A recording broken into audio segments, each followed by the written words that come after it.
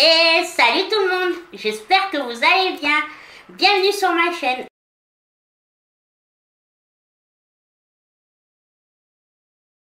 Donc aujourd'hui, je vous propose une vidéo où nous allons voyager durant le petit déjeuner. Donc en fait, j'ai décidé de tester des déjeuners d'autres pays sur une semaine. Je ne serai pas seule à tester. Il y a mon neveu et ma nièce qui m'accompagnent. Vous les avez déjà vus, hein, vous les connaissez. Donc c'est super. On va bien se régaler. J'espère que la vidéo vous plaira. Comme d'habitude, n'oubliez pas s'il vous plaît de liker, de vous abonner si ce n'est pas encore fait et d'activer la cloche pour savoir chaque fois que je mets une vidéo. Et bien évidemment de commenter. Franchement, aidez-moi s'il vous plaît à faire évoluer cette chaîne et que notre communauté s'agrandisse. Allez, j'espère que ça va vous donner envie de tester.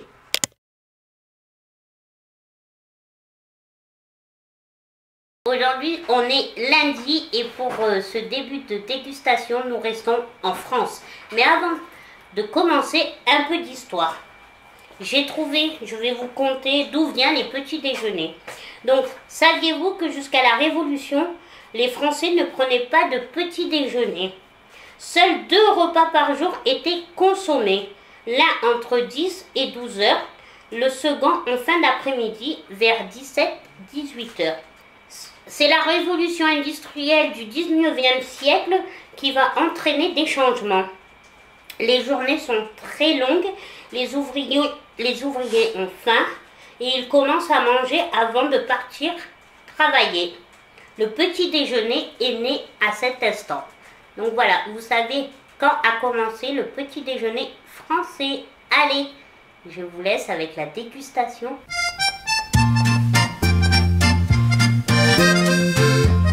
On reste en France. On a décidé de faire le petit déjeuner français classique. Hein. Pour mon neveu et ma nièce, c'est du chocolat. Moi, petit café, c'est obligé.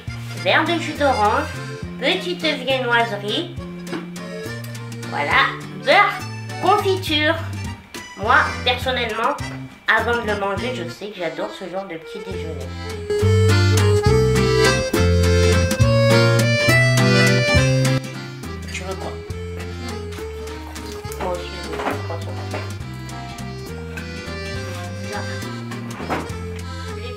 On les a achetés à la boulangerie d'Inter.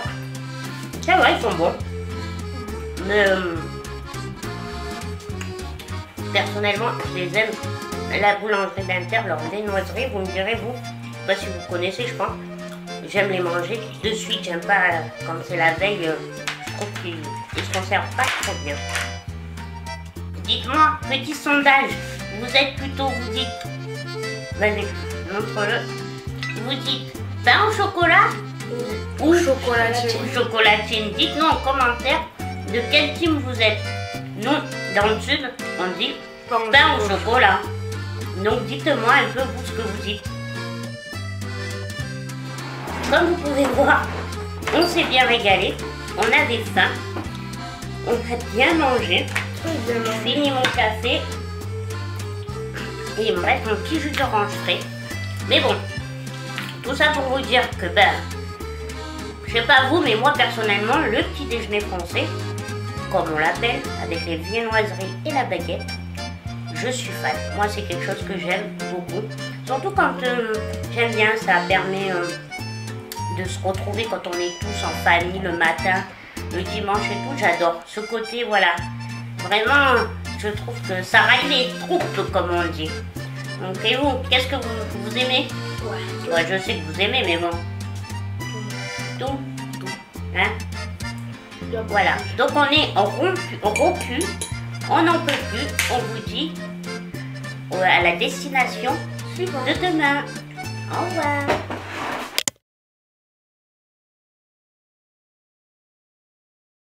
Aujourd'hui, on est mardi. Et sur notre périple des petits déjeuners, aujourd'hui, nous allons déguster un déjeuner turc. Mais comme toujours, avant toute chose, un peu d'histoire. Le petit déjeuner turc, qu'on prononce, je suis désolée s'il y a des Turcs, si je prononce mal, ça se prononce Kahvaltı. En Turquie, il faut savoir que le petit déjeuner est un repas à part entière. Et effectivement, c'est un repas salé, souvent le plus copieux de la journée. Le mot kahvalti trouve son origine dans kahvalti, en fait en séparé, qui signifie avant le café. Le kahvalti est accompagné d'un thé. Le café vient à la fin, comme chez nous. On peut diviser le petit déjeuner turc en deux parties. Tout d'abord, les entrées à partager entre les convives qui se composent généralement d'une assiette de tomates et de concombres, d'une assiette de fromage, dont le plus connu est le peynir. Je suis vraiment désolée si je prononce mal, je suis désolée. C'est un fromage qui s'apparente à de la feta en plus crémeux et plus moelleux. Effectivement, vous allez voir. De miel avec de la crème, de sucre grillé. Donc ça, c'est leur saucisse un peu chorizo propre à la Turquie, aux Turcs. Sans porc, bien évidemment. D'olive et de confiture. Le tout est à tartiner sur du pain frais grillé, du simit. Ce sont des petits pains traditionnels turcs et c'est super bon, je vous le garantis. Vient ensuite le plat de résistance à base d'œufs servi dans une cassolette individuelle afin de les garder bien chauds. Et là, ça s'appelle le tavada yumurta, œufs au plat, qui peuvent se manger nature ou accompagnés de sucre, des saucisses, ce que vous allez voir, nous on l'a accompagné comme ça, ou de kavurma, viande d'agneau et de fromage. Donc nous avons fait ce petit déjeuner, il est très copieux et vraiment très très bon.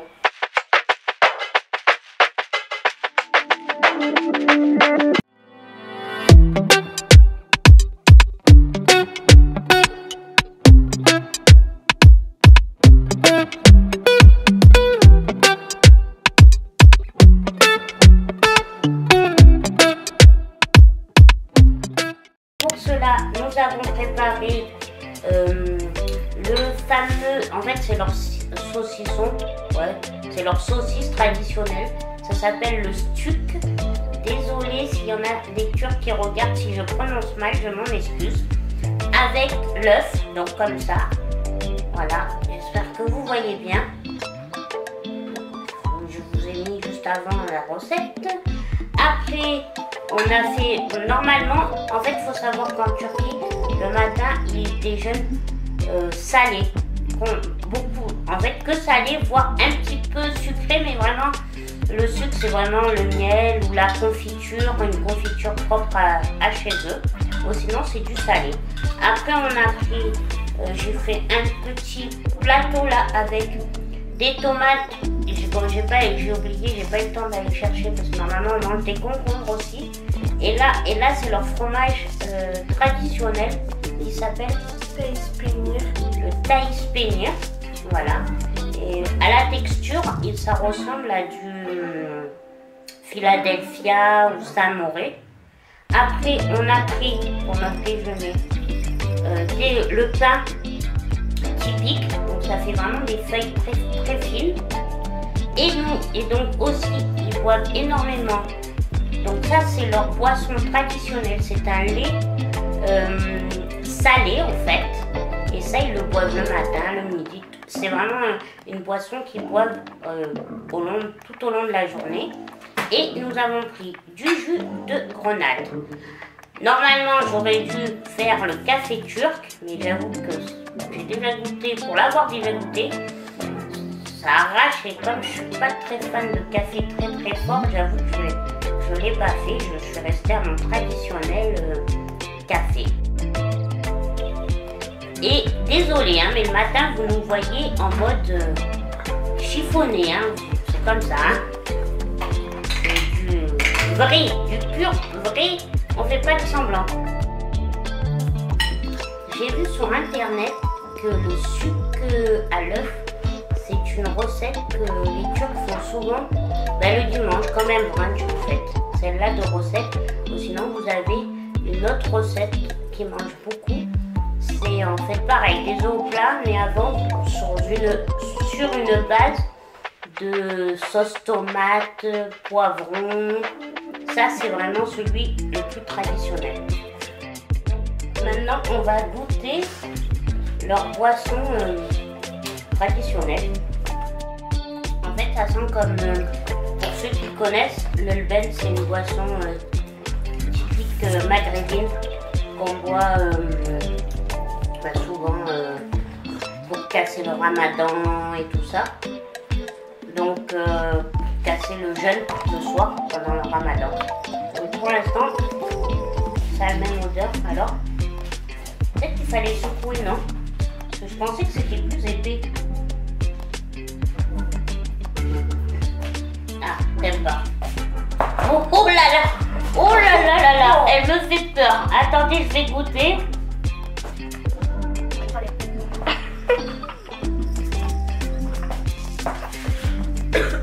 Secoue-le pour voir.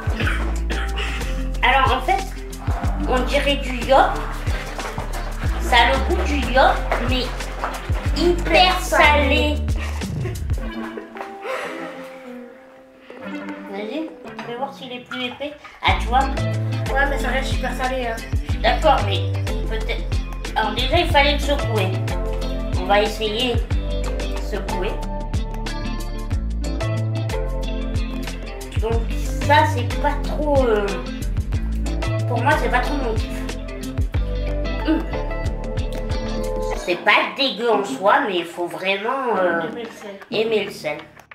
Donc, bah écoutez, ce petit voyage culinaire pour ce matin est terminé. Que dire que c'est quand même copieux, comme tous les déjeuners salés.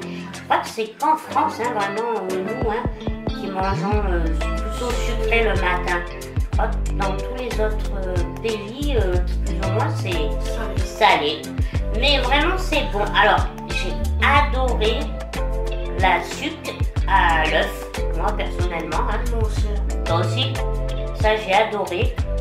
Bon, je crois que vous l'avez compris. Leur boisson traditionnelle, là.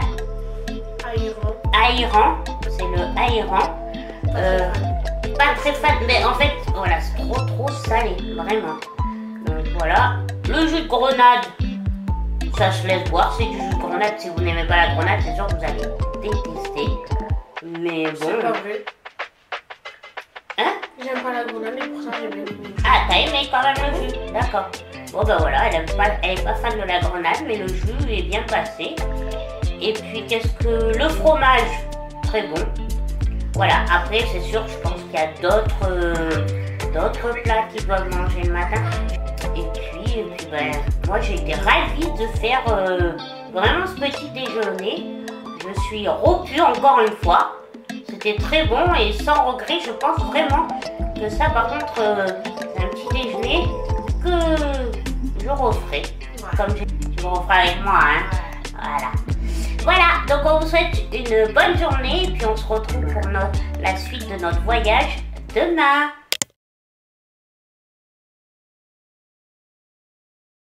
Nous sommes en Norvège. Nous allons déguster un petit déjeuner norvégien qui a été le plus dur de mes petits déjeuners parce que sincèrement, manger du saumon fumé de bon matin, si on n'a pas l'habitude, c'est un peu compliqué.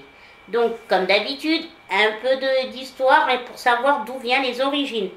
Donc, dans ce pays où la nature est reine, le premier repas de la journée tient au corps. Bien évidemment, il fait tellement froid qu'ils ont intérêt de prendre un petit déjeuner qui tient au corps. Hein. C'est un repas copieux. L'aliment quotidien des Norvégiens est basé sur une structure particulière autour de 4 repas. Le petit déjeuner, qu'on appelle... Alors, pareil, désolé si vous avez des origines norvégiennes, hein, qu'on appelle le frokost. Je ne sais pas si je l'ai bien prononcé, désolé. Un repas consistant qui se prend tôt, souvent avant 7 h du matin. Après, nous avons le déjeuner ou le lunch qui s'appelle le paquets.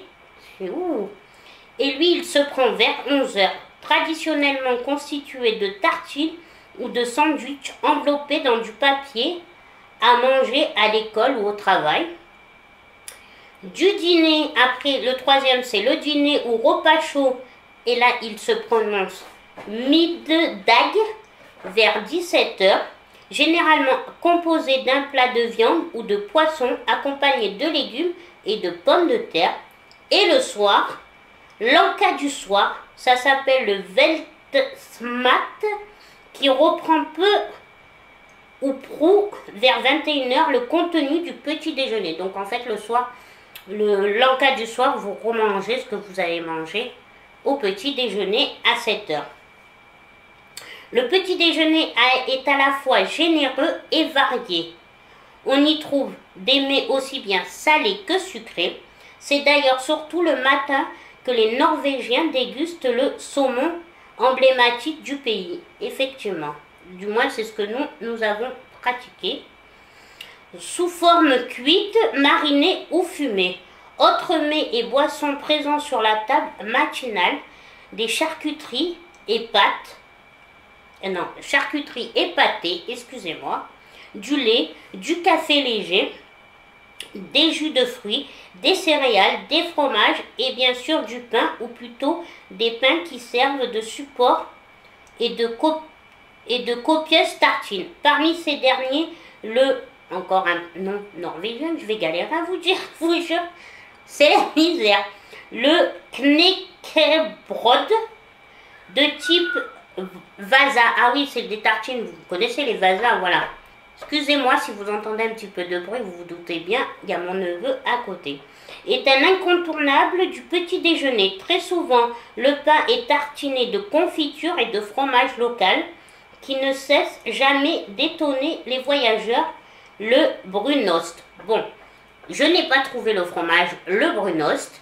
Et en fait, vous verrez, moi j'ai pris des biscottes un peu genre criss-cross pour faire les tartines. Mais effectivement, on a mangé du saumon, jus de fruits et le café. Donc, bonne dégustation visuelle.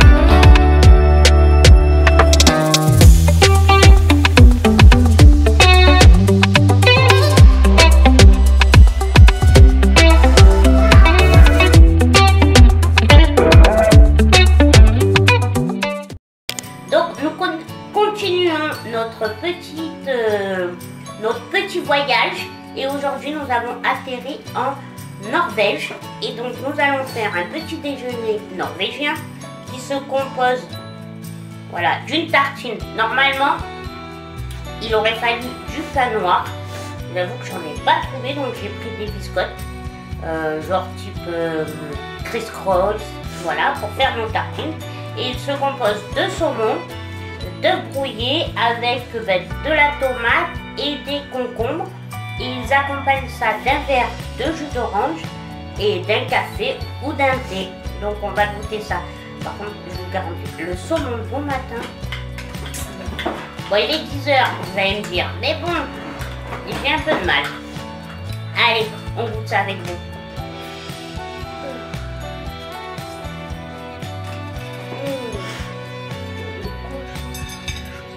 Comme moi, regarde.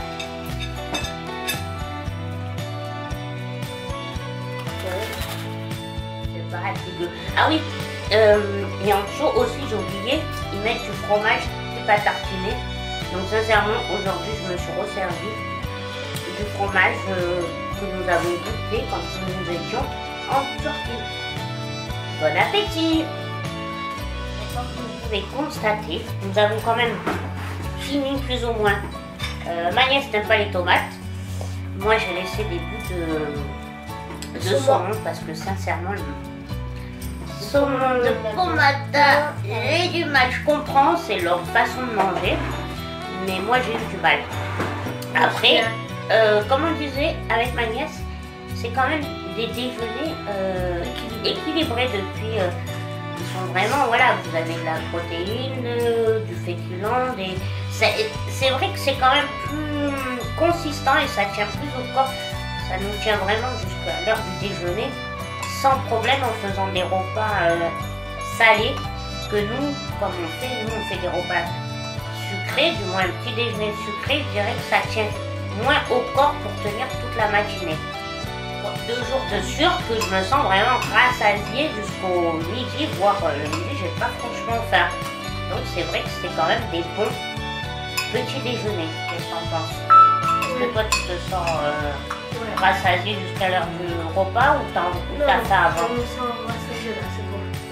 Donc, pour l'instant, voilà, on trouve que quand même c'est plutôt des bons déjeuners. Après voilà, moi le saumon, je peux pas. La Norvège, je vous aime bien, mais déjeuner du saumon avec mon petit café, ça ne fait pas. Non. Bon, et ben écoutez, je vous dis à demain.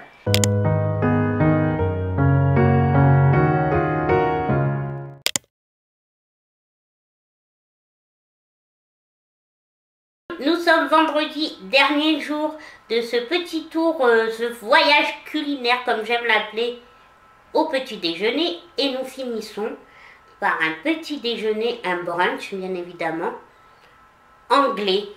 Ça, je l'adore. C'est un petit déjeuner que je pratique régulièrement en famille.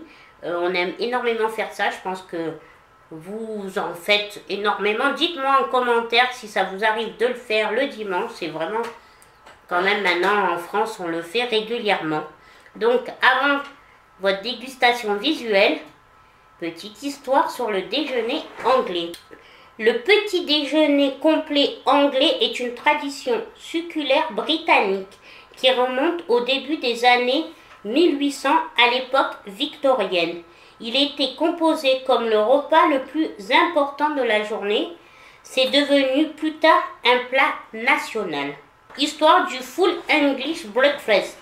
La table du petit déjeuner était l'occasion d'afficher sa richesse tant sur la vaisselle que sur la qualité des produits. Les Clover Lift Table Mat et le service de table porcelaine produite dans le Staffordshire, équivalent de la manufacturerie de Sèvres. Il portait les emblèmes de la maison dont vous étiez invité. À cette époque, l'English Breakfast se composait d'une entrée de poisson fumé, qu'on appelait le kipper ou saumon, puis de saucisses, tranches de bacon avec des œufs, un plat poché dur et brouillé, donc des œufs durs ou brouillés et brouillés, 2 rognons d'agneau cuits et mélangés de sauce Worcestershire. Je suis sûre que vous allez vous moquer tout le long pour ma prononciation et je vous accorde le bénéfice, allez-y rigoler. De sauce aux champignons, de moutarde anglaise en poudre, de beurre, le poivre de Cayenne, le sel et le poivre noir servis sur des toasts. De nos jours, le Full English Breakfast ou Frip Up, comme on peut l'appeler, est le brunch du dimanche.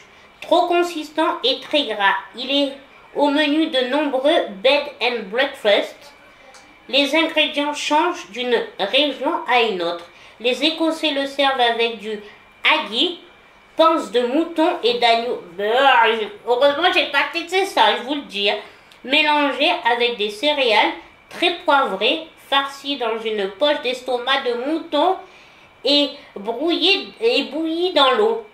Non, merci. Ou de potatoes cake et les Irlandais avec du soda bread. Eh ben, non, vous allez voir, dans notre visite, nous sommes restés très traditionnels, œufs brouillés, bacon, pancake. Oui, je sais que des fois on rajoute les haricots à la sauce tomate. Là, j'avoue que je les ai pas fait, mais c'était suffisant, accompagné de jus d'orange et de café. Donc, bonne dégustation visuelle pour ce dernier jour.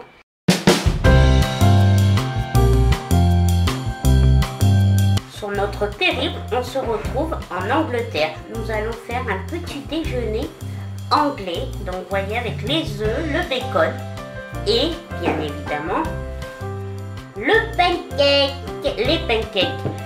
Bon, je sais qu'en général, ils rajoutent des haricots à la sauce tomate, mais franchement, on l'a pas pris, on ne sentait pas trop. Donc voilà, donc on va se régaler, je pense. Je suis même sûre parce que ce petit déjeuner, on adore trop. Donc, allez, on rajoute. Allez, c'est parti. À table, hein? On adore tellement ça que nous avons tout terminé. Vous voyez, sans exception. Bon, écoutez, on est vendredi, c'est bon. Notre périple est fini, nous rentrons tranquillement en France. Hein. Nous, comme on vous disait, on s'est vraiment régalé. Moi, j'ai adoré vraiment goûter à des choses différentes. Vraiment, donc vraiment, si vous voulez une partie 2, commentez. Bon, je vous fais des bisous, puis je vous dis à une prochaine vidéo. N'oubliez pas de liker, de vous abonner et de commenter. Bisous.